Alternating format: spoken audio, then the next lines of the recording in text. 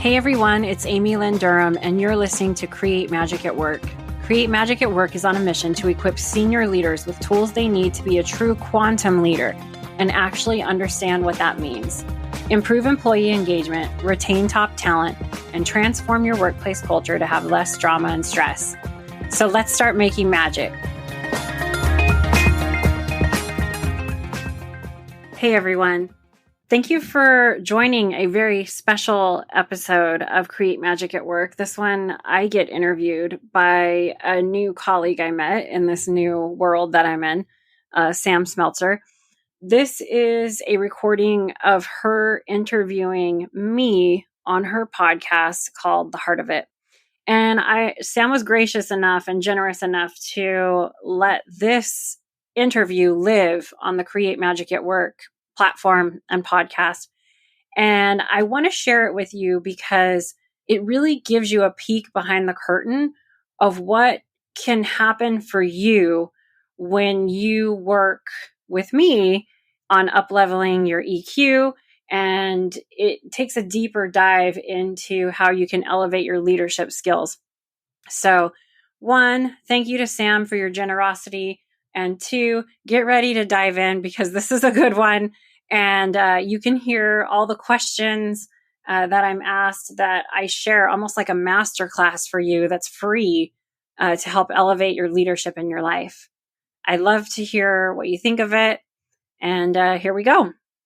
Hello, hello, hello. Thank you so much for being here and listening to this episode of the HRart of It podcast. Today you're in for a real treat, especially if you are a longtime listener and loved last season, because today is the return of our most listened guest in season 2. So excited to talk to her, and we'll get to that in a minute. So let's talk about today's conversation. So there are certain people on this podcast that I meet and I realize are kind of like soul sisters to me, or part of my soul family, because I shouldn't just say soul sisters, because I've met some other really awesome dudes who are definitely in that family. But there's also a strong sisterhood that are some ladies, some fearless, powerful people doing amazing work that I'm very grateful to call my friends. And this woman enticed me from the first moment that her name came across my inbox. And I remember specifically for our first interview, I had to wait several months to interview with her. And her topic was around this concept of spiritual intelligence, which is another wave or level built upon kind of like upon emotional intelligence. And I'm not the expert. She's going to talk about this because I'm going to have her recap it. Regardless, she was our first episode talking about spirituality and how what its place is in the workplace, and not from a religious perspective, but from a core essential essence that we need is this concept of spirituality, of being connected to something bigger or knowing we're part of some larger collective. And I think going through 2020, experiencing the pandemic, continuing to navigate that, but having to spend 2020 alone and watching what naturally kind of rose up from that really spoke to our need of spirituality. And meeting Amy, if you haven't figured out who it is yet, but meeting Amy really allowed me to have permission to speak on spirituality in the workplace, because there's just strength in numbers. You know, when you feel like you're experiencing it yourself and it makes sense to you, but you don't have any fellow colleagues that are sharing that, it's scary to start talking about it. I mean, that's just, we want to have that sense of belonging. And I think this episode, if there was anything that happened out of season 2, really magnified for me the power of this concept of spirituality, because I truly believe, and as we looked at the statistics, and yes, there are statistics, we look at those things because we want to make sure that we're giving our listeners what is valuable to them, But as we look at those statistics, we can tell that the reason why this episode did so well is because it was on spirituality. Spirituality was in the title on a business podcast because of the way that we are labeled. And you were intrigued. And that tells me that there's this huge community out there. And maybe I'm ranting on this because if you feel like you're alone in this vibing with you, and then you're like, oh, it's me, Sam, and Amy. Well, it's so much more than that. There's so many of us who are feeling this way. And, you know, kudos to Amy. I mean, she's empowered me to continue my work, and she's doing amazing work. I've sent clients to her. I mean, it's amazing. So if you haven't caught on yet, our guest today is Amy Lynn Durham. She is, my go-to expert on the topic of spiritual intelligence. And we are so lucky to have her come back for a follow-up interview so we can dive deeper into this concept that we just scratched the surface on in season 2. And I want to say, I hope you enjoy it. I know you're going to enjoy it. I loved this conversation. I didn't want it to end. And I have a feeling this is not the last time that we've seen Amy on the podcast. Okay? So let's get to Amy because that's what you're here for. So here you go.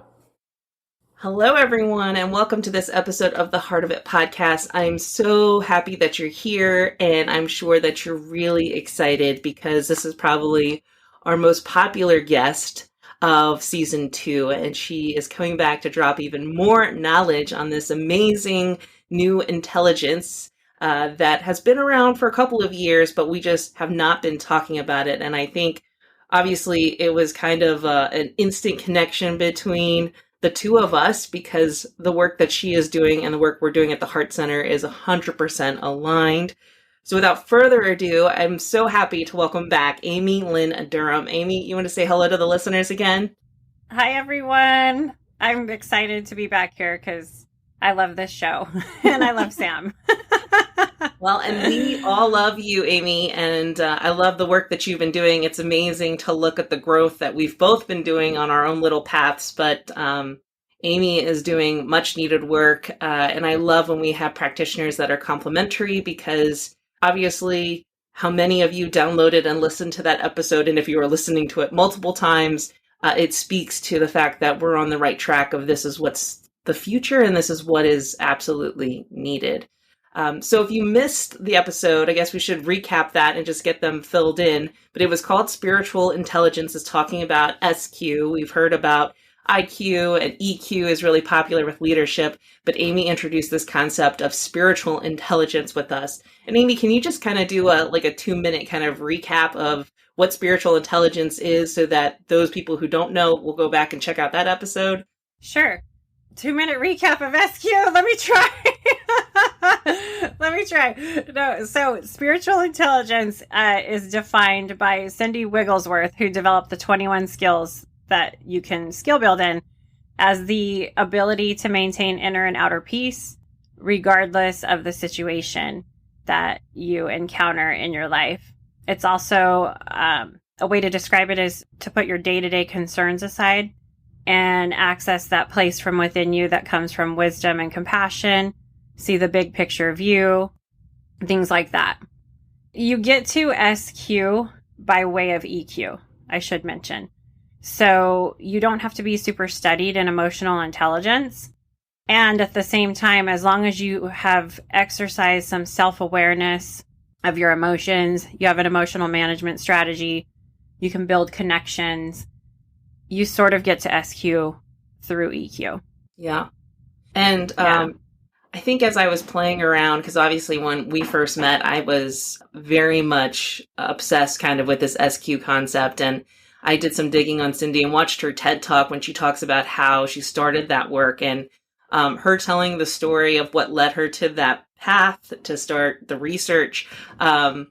100% explains why we're all in alignment because she started in a very similar place as me and those of us who are doing this type of work. So highly recommend checking that out and diving into more of those resources as well. And also checking out the episode that we did on spiritual intelligence, because Amy obviously unpacks it in a lot farther, greater detail than what she could give in 2 minutes, as I just tried to get her to do like the best sales training ever. Yeah, elevator speech, go. Yeah. So, just as I was talking about like the story that Cindy had in regards to how she started coming up with spiritual intelligence, I think we didn't really talk about this. Maybe we touched on a little bit in your first episode, but I'm really interested to know kind of your winding path that led you to being so in tune with spiritual intelligence. I mean, because there's lots of coaches out there who come across tools, and we usually have a very vivid toolkit. And then there's those who know, like, this is a really special tool, and this is the one that I really need to bring to the forefront. And so can you identify any kind of specific kind of guidepost experiences when you were a leader that kind of led you to really resonating with spiritual intelligence and why you are so passionate about bringing this work forward? Yeah. When I was a corporate executive, I knew I needed more. I think I was hitting that point that they describe in the adult development theory, where you start accessing your SQ, which is sort of your early to mid 30s. And I knew I was going to leave my job. It was a very grueling job. I worked for a publicly traded company. We had sales, we had quotas, we had quarterly business reviews, profit and loss, Excel, like nonstop pressure. I had about over 400 employees, and I managed about $38 million a year in operating income. But something was missing, and what was missing was my creativity was being stifled in the workplace. And what I had discovered spirituality, because as many people do through the dark night of the soul, I went through some dark times in my life. And it's so interesting, the paradox, I guess you would say, how going through dark times makes you more grateful when you come out the other side. And so I had discovered, for me, energy work was big. Clearing my chakras, meditation, that's what worked for me to move me through that phase. And I was working on a lot of those things at home. So at home, I was spiritual Amy, and at work, I was corporate Amy. And I needed to, in hindsight, it's not like I knew all this at the time, but I needed to merge the two. And so I planned on leaving my job because I knew I needed something more for a year. And I was super nervous about it because of the way we're all raised. You need a job. Like a corporate job. My parents are like, what are you doing? So I left my office one day when I was planning to leave my job, and there was a magnet at a store I was shopping at that said leap and the net will appear. So I grabbed the magnet right away, and it's on my refrigerator to this day. And what I did was I used my employees throughout that year to do these field tested activities to prove that bringing heart and human connection actually increases productivity and profitability. And then I put all those activities in my book.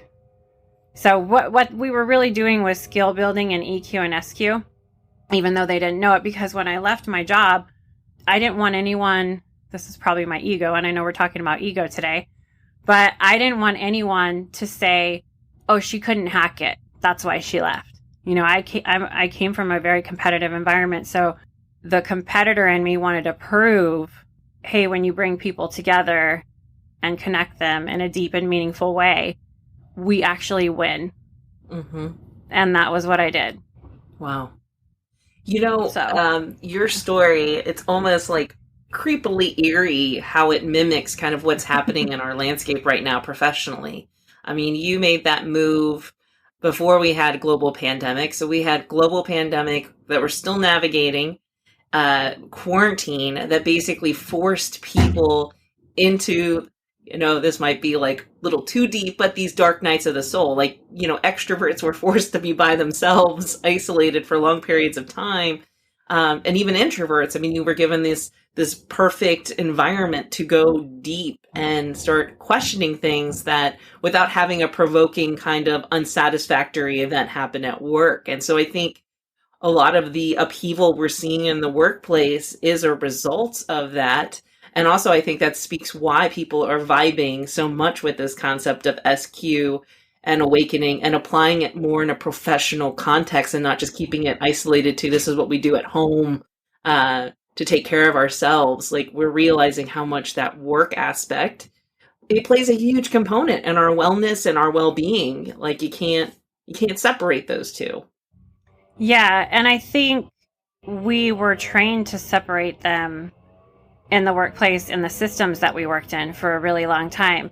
So it was like, let me take off this mask and leave it at home and then put this mask on for the day when I go into work, and you're compartmentalizing yourself. And so as I left my job, I wrote the book Create Magic at Work. I attended the UC Berkeley Coaching Institute, and all of that journey, that work, the education, all of that helped me merge being my authentic self no matter what room I walk into. And it's not easy, but it definitely is freeing. Yeah. Yeah. And I think that a path, that journey of authenticity is very similar in experience for most of us. And I think you see this, Brene Brown, who has put it all on the pages, shows this through her books, that it reveals itself almost in layers before it kind of, as you said, merges into this true authentic nature that we then carry through in all aspects of our life. So I think you really are exemplary in that fashion of what is possible if you integrate SQ into your life, and the benefits of it. So thank you for sharing that. Yeah, no problem. And I do want to add, a lot of it too has to do with, you have to not care what other people think as much. And that's really hard, especially when you go out on your own like I have. Because, if I'm selling a product in the corporate world and a customer is like, this sucked, I don't like this, then I don't feel hurt. But if somebody makes a comment about Create Magic at Work, it's different in the entrepreneur space. So you have to really detach from that too. And I just wanted to add, as I was merging those two selves together, I guess you would say, that's when I started getting a lot of people just asking me about spiritual intelligence, because the activities were kind of weaved in. And then universe, of course, says, there's 21 skills that were already created that you can use for the workplace, ground down into something tangible. And I was just like, oh my gosh, this, like you just said in your question, this one instrument is like a lifetime of work that you can do. I'm so passionate about it. You can pick one skill and work on one skill your whole life, or for a week, or for a month, or for a year. I mean, whatever resonates with you, right? So I'm very passionate about it. Yeah. Yeah. Well, and I think that's the true embodiment of it truly being a spiritual intelligence. I mean, spirituality hints to our greater purpose and path, and it is our life. It's our life's work. It's what makes it have meaning, so that we're not just born and then dying and hanging out in between. Yeah.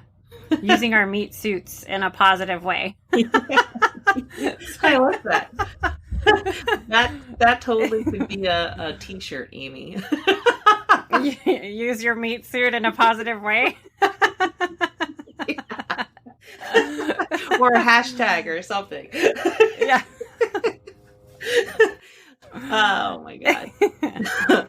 So today we thought that it might be, we didn't have the ability to do this in the first episode because we were trying to cover just on a higher level what this was, this concept, and introduce it. And so there's a couple of quadrants in these 21 skill sets that are highlighted. And so I thought we could kind of dive into quadrant 1 to just give a little bit of perspective. And from my understanding, and obviously you're the expert here, but quadrant 1 deals a lot with self and self-awareness. And I think the reason why I want to start there is because I think this is the space that we're finding a lot of people are hanging out in right now, as far as just the way the world is working. It's pushing us to really try to increase our self-awareness. We have people who are, being challenged in trying to identify what that means. So I guess the first thing that I should probably ask is when we're talking about these quadrants and these skill sets, just because I'm talking about quadrant one, is this from a spiritual intelligence philosophy? Is that where you would start? Or is it just how they're categorized and then kind of go from there? You can kind of. If any of the listeners are familiar with Goleman's EQI quadrants, the SQ quadrants are similar, except meaning like in the way that they're laid out, 1, 2, 3, 4, except quadrant 1 and quadrant 2 are interchangeable to allow for cultures that put community first over self. Are you a passionate, high-achieving executive at the director level or above who feels like you've lost yourself? Are you feeling called to go to the next level of your leadership? Could you benefit from going beyond EQ and deepening your spiritual intelligence so you can solve your everyday problems to make better decisions for yourself and your team while maintaining inner peace? I can help you tap into your own inner magic and elevate your leadership in my private one-on-one coaching program. To apply to work with me, click Work with Amy in the show notes or go to createmagicatwork.net and click Work with Me. I look forward to seeing you. So quadrant 1 is higher self versus ego self-awareness. Quadrant 2 is universal awareness. And those two quadrants are, to answer your question, that inner work that it almost describes what I was talking about with me at home before I took, combined everything. It's what you work on internally, and it's exactly what you said to move forward. Quadrant 3 and 4 is when the outside world starts noticing, oh, Sam is a really calm and healing presence. I feel like I can be a better person when I'm around her. But quadrant 1 and 2 are, yes, the internal work that you need to do before the outside world starts noticing. And because how can you, and I know we're going to get into this, but how can you access your higher self until you've worked on the awareness, right? And that's quadrant 1, the awareness of the ego versus your higher self. So on average, how long do people spend and maybe there's no answer to this, but humor me, in the internal work before you start to see an actual observable external, like before you start to transition to 3 and 4? I know it probably varies on everybody, but is there if someone's like, well, how long does it take before people start noticing a difference in me? I would say it can be instantaneous and it can be for a lifetime at the same time. It's almost, there's a lot of paradoxes with this. Every day we can practice recognizing when our ego is triggered and it arises and accessing our higher self. And some days, maybe we didn't get any sleep. Maybe we, haven't ate right, or we don't feel good. And and our ego might be in the driver's seat that day. So there's always practicing that awareness of the ego versus the higher self. When we talk about skill 5 in quad 1, so skill 5 in quadrant 1 is the awareness of the ego self and the higher self. And there's different levels that you can score on where you're at in the SQ assessment. And when you're at level 5, this is the coolest thing to me ever. It is when you have made friends with your ego, is I guess the way I would put it. It's complete and joyful surrender of the ego to the service of the higher self. And so the ego never disappears because you need it to navigate the world, but it no longer competes for authority with your higher self. It feels secure, and it feels secure in your life through service to your higher self. And that is level 5 of the awareness of ego and higher self. That's like level 5, I'm just joking, like Deepak Chopra status, right? Or something like that. but but there's a lot of individuals that take the SQ assessment that come back level 5. They have really worked. I commend them because I know the deep work that entails, and they have gotten to a point in their life where their ego can be in service to their higher self and feel secure. Like, how cool is that? That's awesome. So, we were chatting about this before we hit the record button, and there's, anybody who's doing any sort of spiritual work, ego is a term that's thrown out a lot, and everyone kind of defines it differently. I love that you talk about the goal of becoming friends with the ego, because the task and the goal is never to make ego disappear. Like, I think that's like a myth that's out there. Like, we're taught that it's this horrible, evil thing that has to go away, and until it goes away, then we have no chance. And I love how you were already kind of talking about the dance between higher self and ego.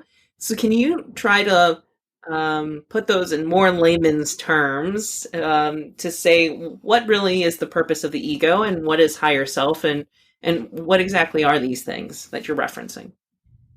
So in SQ, your ego is the sense of being separate, an individual person, the components of your identity. And in other teachings, it's also helps you maintain your personal safety, your health, and your well-being in times of emergencies, I would say, right? Like, let's say somebody cuts you off in traffic and you have to slam on your brakes. You're not going to, say, oh, let me take a moment to access my higher self and see what decision I should make here. No, your ego is going to rise up and you're going to slam on your brakes. We need our ego because we are humans in our meat suits and we are separate in our bodies, right, from each other. And so the ego plays a really great part in protecting you.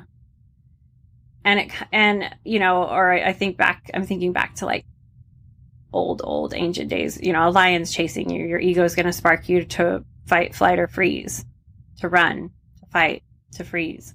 Those types of things are what I think of when I think of the ego. In the workplace, it's more, I'm defensive because I feel attacked, or I feel shut down because I don't feel heard. Those are a couple of examples that I can think of offhand. That's your ego sort of getting in the way of your higher self. And then your higher self in SQ is that place within you that comes from wisdom, compassion, and love. The unselfish, loving, and wise essence within you. And so, like you mentioned, there's always a dance between the two, right? And we don't want our ego to run our lives. That's no way to live. We want our ego to be there to protect us. But like I said in the description, level 5 of awareness of ego and higher self, the ego is in service to the higher self. And it knows, hey, you're throwing a tantrum, you need to take a nap. If it's getting out of hand, the higher self can put it down. I got this. Okay, here's another way to think about it too, because I went into like the SQ definitions. If your ego rises up in a way that, let's say somebody makes you upset at work, or you feel like they're undermining you or trying to take your job, I'm just making stuff up, and you're writing all these stories in your head and you're creating all these judgments, that's your ego rising up, right? Your higher self can come in if you've worked on skill 5 and say, hey, let's stay curious. Let's ask meaningful questions about this. Can you even split personality yourself? This might sound crazy, and have a conversation with your toddler ego that might be throwing a tantrum and say, what are you afraid of? It's okay. I got this. Adult Amy, higher self Amy, is running the show now. You can take a nap because I'm going to operate from a space of wisdom and compassion, stay curious, and ask meaningful questions. I got this. Don't worry. We're all multiple personality now. So just kidding. No, but I think, I appreciate all the ways that you kind of unpack that, because, we use the terms higher self even in my Chinese medicine studies. And I personally do struggle with trying to bring that to a place where other people can understand that haven't been immersed in that kind of work. And most of the times when you say higher self, they automatically link it to a divine source, connecting to spirit guides, and it is referencing a knowledge and an inner wisdom that is yours. That's not from the outside. And that's part of the reason why I love the way it is stationed in the quadrants with SQ, because it hints at it being inner work, not this external kind of hookup, when you have that external kind of download, that's more like enlightenment kind of stuff happening. Yes. And I love that we're talking about this because this is so important. Quad 1, when you have this awareness of your ego and your higher self, you can recognize when your ego is triggered, and you can start skill building and operating from a space of being more in your higher self in your day, or coming from your higher self. Quad 1 attaches to quad 3. So once you have that awareness, so you can work on these at the same time. That's why it's not really in order, like we were, like you were asking before. So quad 3, there's 2 skills in quad 3. One is skill 13, and it's keeping your higher self in charge. And then there's skill 16, which is seeking guidance from your higher self. So we've got the awareness now. We can work on having the ego be in service to your higher self. Now, how do you keep your higher self in charge? And how do you seek guidance from your higher self? And I wanted to bring that up because before we started recording, you were talking about that, right? Yeah, absolutely. Yeah. And I think, and let's just go there because... Yeah, I think we should. Yeah, I think let's go there. Let's just go there. Because, and Amy and I were discussing right before we got on that there's always almost kind of like a divine timing of when these episodes are meant to happen and be recording. And so literally, my clientele have been noticing this trend, which I don't think is a new trend. It's just people who are finally willing to come forward. Because one of them, and you would appreciate this, Amy, had said to me when they showed up for their first appointment, said, I've been following for like almost a year, but I didn't think that I was in a bad enough state to like get help. And I'm like, so you're waiting till you're in the dark depths of night. So those things that Amy was referencing, these really hard, challenging times, you don't have to start the development then.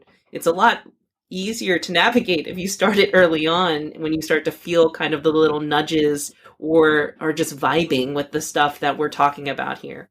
So anyways, long story short, the trend that's happening is that there's an inability to hear higher self. So the ego is pretty obvious. It usually is the loudest voice that most of us grow up with and have functioning. And so I think this is really fascinating to talk about tapping into that higher self, because the awareness of the higher self is what really allows us to start feeling that sense of meaning and purpose and even balance, and energetically shift ourselves in really new, empowering ways. And so it's just amazing to me to watch these people who have let the external world almost beat them up to the point that, to me, it's like that higher self voice is so quiet that it's hard to even hear it.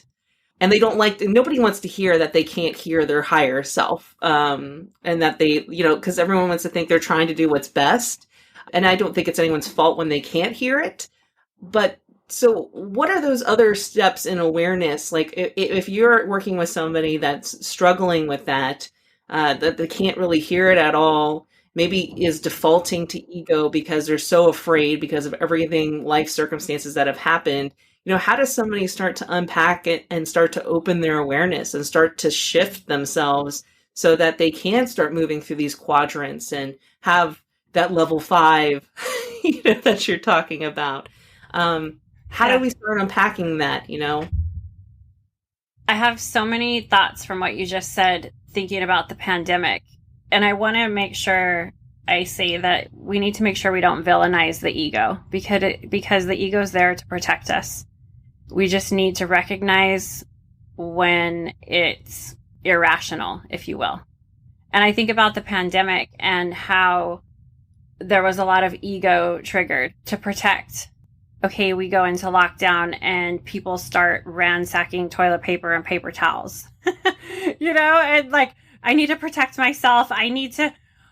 This is going to make me feel okay. So recognizing when you're in those moments and just taking a breath, is this my inner wisdom and compassion and love, Amy?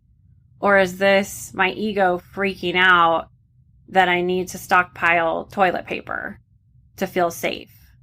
I'm just making up an example there. To answer your question, I personally think that you never master these skills. I think that they're always a life journey, and that the universe will present you with new challenges once you think you actually have it together. I attended an SQ summit, and they asked us what we've lost the last 18 months and what we've gained. And I'm going to just share a personal story. I felt like I was really doing well with my SQ, accessing my higher self, seeking guidance from my higher self. And I know you mentioned it in the last episode we did, that I had done a video that we were so inundated with self-care tips, and this is what you should do, and here's these workshops that you should take. And it happened to me. And what I said at that SQ summit was, I lost my agency over the past 18 months and my own independent ability to make decisions for myself. And I also got it back because I got caught in this trap of it being in all of these different workshops and all of these different courses and listening to these experts. And rather than sitting with myself in the uncomfortable feelings and accessing my higher self as far as what felt right for me, I would run to an expert to tell me what to do. And prior to this, I had taken the SQ assessment months before and I was fine. But because my life got rocky, I started giving up my own agency. Big SQ failure. Big for me. To give up my responsibility to make decisions for my own life to someone else. That's an SQ failure. I'm being hard on myself, right? And then there's the radical self-forgiveness, and then and it was just like, oh my gosh, it was like I had come through this dark forest to this clearing. I can decide how my life goes. And I went back to skill 16, seeking guidance from your higher self. Yes, I can go to experts and get their advice, but they're not going to tell me what's right for my life. I'm going to access my higher self. And it might take a couple days or even longer to figure it out, but I'm going to make the decision for my life and what feels right. And I bring that up because I know the algorithms on Instagram and different things like that sort of push what we see. I don't know if I should be going off about this, but there's a lot of trauma algorithms that come up. Hey, you need to do your trauma work. Hey, you need to do your trauma work. Hey, you need to do your trauma work. And it kind of became a popular thing to dive into. But did you know that if you do trauma work all the time, you can actually train your nervous system that it's just supposed to feel like crap all the time? You have to have fun.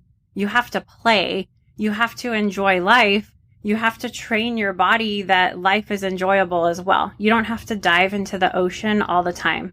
You can come up for air. And then also, astrology is really popular, and I love astrology. However, we want to make sure we're accessing our higher self and what's right for us when we hear messages from others. I love how you did kind of a round robin and hit some of these popular kind of things. When you were talking, I was thinking about, there is someone that I followed very early on when I was in my spiritual journey, Danielle Laporte, who kind of has made her career on sharing her dark nights of the soul, which was really inspiring. But one of the things that she did almost right when we were coming out of quarantine is she actually was giving away all of her books. And it kind of like took me back because I have tons of books. I love my books. I love having my library and my references, and it's like having little pocket versions of experts. I mean, Amy's one of them on the shelf as well that I can go run in and reference anytime. And she was giving them away because she basically said that it had become a hindrance for her to hear her higher self, that she was just obsessed with these books and that new knowledge, and she needed to let it go because this was the time where she needed to connect with herself. So she was basically gifting them so that they could go service other people, because they weren't, it was basically doing a disservice for her because at that time it wasn't what was best. And I thought, wow, there's so many things that we assume are just good for us, but is it really good for us and serving us when we tune in to us individually, which is a lot of what you're talking about, is what do you need for yourself? What is the best for yourself? And you can apply that in so many capacities. I mean, even like food, like intuitive eating is talking to your higher self to find out what actually serves you food wise. And that can be so blazingly different and weird for anybody that I know that truly intuitively eats. They're, chowing down on blueberries because it helps give them greater clarity and focus. Why? I don't know. My body's been craving the blueberries. And yes, you can back the science and research why maybe they were craving blueberries. But the higher self usually is the one that guides it. That's why we have cravings and all those kinds of things. So I think it's fascinating you sharing that. And I also appreciate your vulnerability and that whole thing about this SQ failure when the outside is influencing us. I mean, but that was my rock bottom, was when I realized that I was not having a say in my own life, that it was basically dictated by everything externally. And that's when I started my journey and started this entrepreneurial journey of healing. And I still fall flat. I still have tons of stuff in my life that are a result of other people who have made decisions, and I'm trying to offload it and bring it back so that I can be better in tune. So definitely your story obviously resonated with me, and I have no doubt probably is resonating with others as well. So, and it also is this trust building exercise with yourself. I trust that whatever decision I make for myself, that I'm going to be okay on the other side, no matter what. Even if I shatter, I made this decision and I'm going to be okay. It got to the point for me where the universe was giving me mixed messages, big time, because in hindsight, it was like, hey, you need to make this decision on your own. And it was giving me mixed messages on purpose. So I don't blame any of the, professionals I was running to when my safety or my ego was triggered. They're all practitioners that want to do well and be in healing. But this was a bigger thing, that it was like, let's get back to your higher self and what works for you and your own inner wisdom that you can access. And it was deep stuff. Yeah. Yeah. Yeah. When I first started studying Chinese medicine and I met my teacher, and he wrote his own book as well, and definitely talked about how finding Qigong was a spiritual journey for him. But one of the things he always constantly referenced was that he had gotten to a spiritual place, and I'm going to take this to a religious aspect of his higher self, this higher level of knowledge, which is basically the equivalent of God being present within us. And really had talked about how, taking, things that you have heard about how we're all God's creations and we're God's children and we're created divinely. And if you read all those kinds of religious scriptures, he basically said, because we are this beautiful divine creature, we have that higher knowledge within us, which is the voice of God or whatever your belief system is. And that really was a game-changing statement for me as somebody who was raised Catholic and trying to figure out how all this stuff fit with my traditional Catholic beliefs. Because, religious as a structure and us talking about spirituality, it's almost like we're trying to keep them separate, yet we have to find a way to merge them together in our brain as well, because there's a reason why we reach out towards religion. And so I guess I bring that up just to share with, as you're sitting with this concept of spirituality, spiritual intelligence, how that goes into the workplace. Amy shared, does it not belong at the beginning? She said corporate Amy, spiritual Amy. And now we're seeing that the greatest success is when Amy shows up authentically. And that includes our belief systems, which is religion. So if you're holding back because what we're talking about is making you think of your religious beliefs, that's part of this journey and that path too. And I think that's just important to put out there, that we're not talking about, spiritual intelligence is not atheist work, that you have this human being all powering. It's a meditative inner work to figure out who you are and increase awareness of yourself. Does that even make sense, Amy? Or yeah, did I just that absolutely. We in SQ we use faith neutral language. So whatever religion you follow, or if you are agnostic or atheist, you can still work on the skills. So whatever language you would like to use for that wisdom within God, within universe, within the light, within your higher self, your inner wisdom, it's all interchangeable to me, as long as you are creating an awareness and, working on the skills. It really helps you maintain some inner and outer peace for sure. I will say that it's been interesting. And even some of my clients that score very high in the SQ assessment, the assessment spits out thousands of different types of responses based on their score. And I had one client that was scored very high. And what was interesting to me was the assessment said, you keep doing this. You're doing a great job. Understand that the universe, world, God, however you want to put it, will present challenges to you for you to use these skills in your life. And understand that this is a gift for you because you now have these skills to use them when these challenges are presented. And the way that was framed really opened me up to be more accepting of the challenges that are presented to me in my life and in my day-to-day.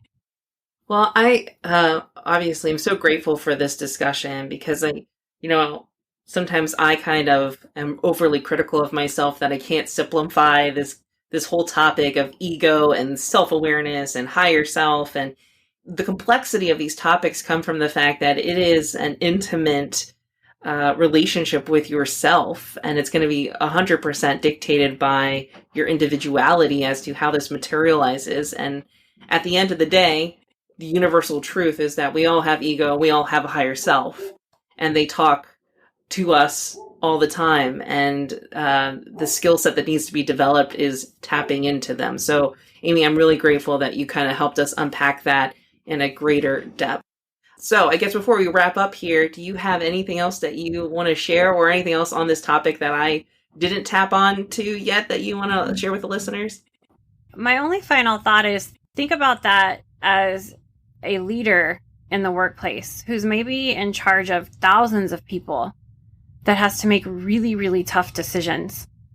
How nice would it be if all leaders were working on these skill sets? Because like I just said, you're going to be presented with challenges, and you're going to want to use these skills you've worked on to rise to the occasion of those challenges.